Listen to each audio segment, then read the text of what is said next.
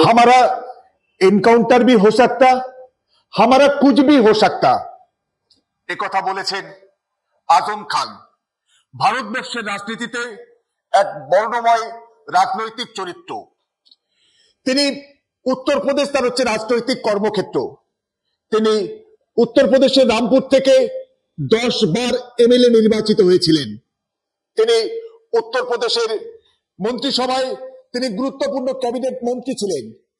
তিনি রামপুর থেকে সাংসদ নির্বাচিত হয়েছিলেন। সেই আজম খানকে গত 18 অক্টোবর উত্তরপ্রদেশের একটি স্থানীয় আদালত আজম খানকে এবং তার ছেলে আব্দুল্লাহ আজম, যে একদা এমএলএ ছিলেন সুরার কেন্দ্র থেকে, এবং আজম খানের স্ত্রী ফাতেমা আজমকেও 7 বছরের কারাদণ্ড এবং প্রত্যেককে 15,000 টাকা করে জরিমানা করেছেন। কি অভিযোগ? অভিযোগ যে আজম খানের ছেলে আব্দুল্লাহ আজম, তার নাকি 2টো বার্থ সার্টিফিকেট, 2টো জন্ম শংসাপত্র, একটি আছে 1 জানুয়ারি 1993 এবং অন্যটি 30 সেপ্টেম্বর 1990। একটি ইস্যু করা হয়েছিল রামপুর মিউনিসিপ্যালিটি থেকে, অন্যটি লখনৌ থেকে। এই 2টো জন্ম সার্টিফিকেট থাকার জন্য তার বিরুদ্ধে বিজেপির এমএলএ আকাশ সাক্সেনা গত 3রা জানুয়ারি 2019 স্থানীয় গঞ্জ থানাতে তাদের বিরুদ্ধে অভিযোগ দায়ের করে।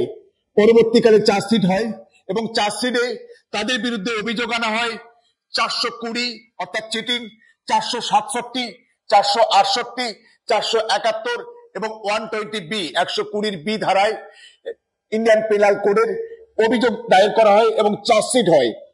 পরবর্তীকালে 18 অক্টোবর মাননীয় বিচারক স্থানীয় আদালতের উত্তরপ্রদেশ তিনি 3 জনের দোষী সাব্যস্ত করেন এবং এই দোষী সাব্যস্ত করার পরে প্রথমে তাদেরকে রামপুর জেলা জেলখানায় তাদেরকে স্থানান্তরিত করা হয়। পরবর্তীকালে এই 3 জনকে 3টি জেলে স্থানান্তরিত করা হয়। আজম খানকে নিয়ে যাওয়া হয় সীতাপুর জেলে এবং তার ছেলেকে নিয়ে যাওয়া হয় অন্য জেলে এবং তার স্ত্রী ফাতিমাকে রাখা হয় রামপুর জেলে।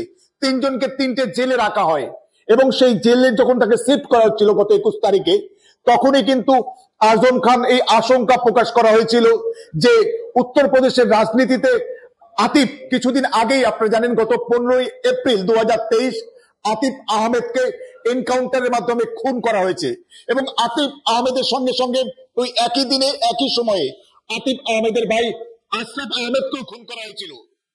তার 2 দিন আগে 13 এপ্রিল 2023 আতিফ আহমেদের ছেলে, তাকেও কিন্তু খুন করা হয়েছিল এনকাউন্টারের মাধ্যমে। সেই এনকাউন্টারের আশঙ্কা প্রকাশ করলেন আজম খান যখন তাকে রামপুর জেল থেকে সীতাপুর ডিস্ট্রিক্ট জেলে নিয়ে যাওয়া হচ্ছিল। এই আজম খান বর্ণময় রাজনৈতিক চরিত্র। ইনি সমাজবাদী পার্টির অন্যতম প্রতিষ্ঠাতা সদস্য এবং সমাজবাদী পার্টির জেনারেল সেক্রেটারি ছিলেন। সেই আজম খানকে ইতিপূর্বে 2019 সালে কারাগারে পাঠানো হয়েছিল। অভিযোগ কি? Head speech. অথচ আমরা দেখছি প্রতিদিন প্রতিনিয়ত আসমুদ্র হিমাচল ভারতবর্ষের বিভিন্ন প্রান্তে আরএসএস, বিজেপি, বজরং দল, বিশ্ব হিন্দু পরিষদের সমস্ত নেতারা তারা সমস্ত জায়গায় ভয়ঙ্কর ভাবে হেড স্পিচ, সাম্প্রদায়িক ঘৃণা ভাষণ তারা ছড়িয়ে বেড়াচ্ছে। তাদের বিরুদ্ধে অসংখ্য মামলা হয়েছে, অসংখ্য মামলা পেন্ডিং আছে, অথচ তাদের বিরুদ্ধে কোনো এখনো পর্যন্ত আদালত সেইভাবে তাদেরকে জেলে পাঠানো হয়নি বা তাদের জেলে পাঠায়নি। এমনকি পশ্চিমবঙ্গে বিজেপি যে বিরোধী দলনেতা শুভেন্দু অধিকারী থেকে দিলীপ ঘোষ, তারা প্রতিনিয়ত ভয়ঙ্কর সাম্প্রদায়িক ঘৃণা ভাষণ তারা ছড়িয়ে বেড়াচ্ছে। তাদের বিভিন্ন রকম আদালতের রক্ষা কবচ তাদের রয়েছে, তারা কেউ তাদের জেলখানায় যেতে হয়নি। কিন্তু আজম খানকে জেলে যেতে হয়, আতিফ আহমেদকে জেলে যেতে হয় এবং এনকাউন্টারে মরতে হয়। কেন? অনেক মানুষ প্রশ্ন করছেন, অনেক মানুষের আশঙ্কা তৈরি হয়েছে আজম খানের বিরুদ্ধে যদি তার ছেলের জন্ম সার্টিফিকেট 2টো হয়ে থাকে, তার কারণে আজম খানকে কেন জেলে যেতে হবে বা আজম খানের স্ত্রীকে কেন জেলে যেতে হবে? তাছাড়া ওই যদি শংসাপত্র বা জন্ম সার্টিফিকেট যদি জাল হয়ে থাকে, জাল কি তারা করেছিলেন না অন্য কেউ তাদের ভুল শংসাপত্র দিয়েছিলেন? অবশ্যই তারা উচ্চ আদালতে যাবেন, তারা হাইকোর্ট, প্রয়োজনে সুপ্রিম কোর্টে যাবেন, সেটা তাদের আইনি বিষয়। কিন্তু সব মিলিয়ে একজন 10 বারের এমএলএ, একজন প্রাক্তন সাংসদ, যিনি উত্তরপ্রদেশ মন্ত্রিসভায় ক্যাবিনেট মিনিস্টার ছিলেন, তাকে এইভাবে এই কারণে দীর্ঘ কারাবাস, এটা কি গ্রহণযোগ্য? সাধারণ মানুষ কিন্তু প্রশ্ন তুলছে। আপনারা জানেন যোগী আদিত্যনাথ উত্তরপ্রদেশের মুখ্যমন্ত্রী, তার বিরুদ্ধে অসংখ্য ক্রিমিনাল কেস, অসংখ্য, কেউ কেউ বলেন 138টা আগে ক্রিমিনাল কেস তার বিরুদ্ধে আছে। এমনকি আমরা জানি 2017 সালে এই যোগী আদিত্যনাথ ক্ষমতায় আসার পরে উত্তরপ্রদেশ সরকার আদেশ জারি করে তার বিরুদ্ধে 1995 সালে সংগঠিত খুনের যে মামলা, সেই খুনের মামলা যোগী আদিত্যনাথ মুখ্যমন্ত্রী হওয়ার পরে সেই মামলা ডিসমিস করার নির্দেশ দেওয়া হয়েছে। সরকার থেকে অর্ডার, নির্দেশ দেওয়া হয়েছে সেই মামলাকে খারিজ করার জন্য। তাছাড়া আমাদের প্রধানমন্ত্রী নরেন্দ্র মোদী, তার বিরুদ্ধে অসংখ্য মামলা, অনেক ক্রিমিনাল মামলা পেন্ডিং আছে, তাকে জেলে যেতে হয়নি, তার বিরুদ্ধে আদালতের রায় আমাদের সামনে আসছে না। আমরা জানি তুচ্ছ কারণে সামান্য এক বক্তৃতায় সেখানে রাহুল গান্ধী সেখানে কারোর পদবি নিয়ে সেখানে মন্তব্য করার জন্য তার 2 বছরের সেখানে সাজা ঘোষণা হয়েছে, তার এমনকি তার সাংসদ পদও একেবারে একদিনের মধ্যে বাতিল করা হয়েছিল। এইভাবে দেখছি বিভিন্ন বিরোধী রাজনৈতিক নেতা, বিরোধী কণ্ঠস্বরকে বিজেপি, আরএসএস, কেন্দ্রীয় সরকার এবং বিভিন্ন বিজেপি নেতৃত্বাধীন রাজ্য সরকারগুলো তারা প্রতিশোধ পরায়ণের রাজনীতি করছে, প্রতিশোধের রাজনীতি করছে বলেই আজকের আজম খান বা আতিক আহমেদকে এরকম হাল হচ্ছে বলে সাধারণ মানুষ অনেকেই মনে করছে। ঠিক একইভাবে আজকে জাল জন্ম সার্টিফিকেট যদি খোঁজ নেওয়া হয়, দেখা হয় আমাদের এই পশ্চিমবঙ্গে, ভারতবর্ষের বিভিন্ন প্রান্তে বড় বড় নেতা মন্ত্রী যারা হয়ে বসে আছে, তাদের জন্ম সার্টিফিকেট গুলো ঠিক ভাবে যদি যাচাই এবং বাছাই করা হয়, কতজনের কত জাল সার্টিফিকেট বেরোবে তার ইয়ত্তা নেই।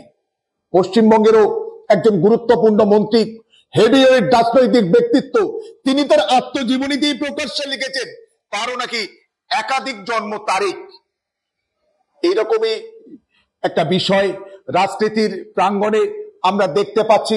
যদি তুমি আরএসএস, বজরং দল বা বিশ্ব হিন্দু পরিষদ বা বিজেপির সঙ্গে সখ্যতা রাখো বা বিজেপির সঙ্গে থাকো, তাহলে তোমার 7 খুন মাপ। অন্যথায় যদি তুমি আরএসএস এবং বিজেপি বা এই নরেন্দ্র মোদী, তাদের বিরুদ্ধে চোখে চোখ রেখে কথা বলার চেষ্টা করো, তাহলে কিন্তু তোমার বিপদের কারণ আছে, তোমার বিরুদ্ধে মামলা হতে পারে, তোমার জেল যাত্রা হতে পারে। কিন্তু এরই মধ্যে প্রশ্ন উঠছে, খুব গুরুত্বপূর্ণ প্রশ্ন, বিভিন্ন আদালত, বিশেষ করে সাব ডিভিশনাল এবং জেলা আদালতগুলো, সেখানে কি আদালত প্রাঙ্গণেও কি সাম্প্রদায়িক মেরুকরণ এবং ভেদ বুদ্ধি প্রবেশ করেছে, নাকি সেই আদালতগুলোকে প্রভাবিত করার, সেখানে সাম্প্রদায়িক মেরুকরণ করার একটা প্রচেষ্টা জারি রয়েছে, যে সেখানে বিভিন্ন বিচার একপেশে হয়ে যাচ্ছে?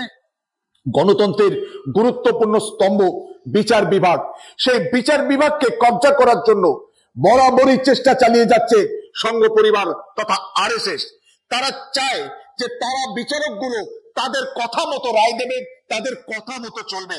আমরা জানি রাহুল গান্ধীকে যে বিচারক তাকে 2 বছরের সাজা ঘোষণা করেছিল, তাকে নিয়ম বিরুদ্ধ ভাবে, নিয়ম ভেঙে তাকে প্রমোশন পাইয়ে দেওয়া হয়েছিল। মহামান্য সুপ্রিম কোর্ট সেই বিচারকের প্রমোশনটাকে কিন্তু স্থগিতাদেশ দিয়েছিলেন।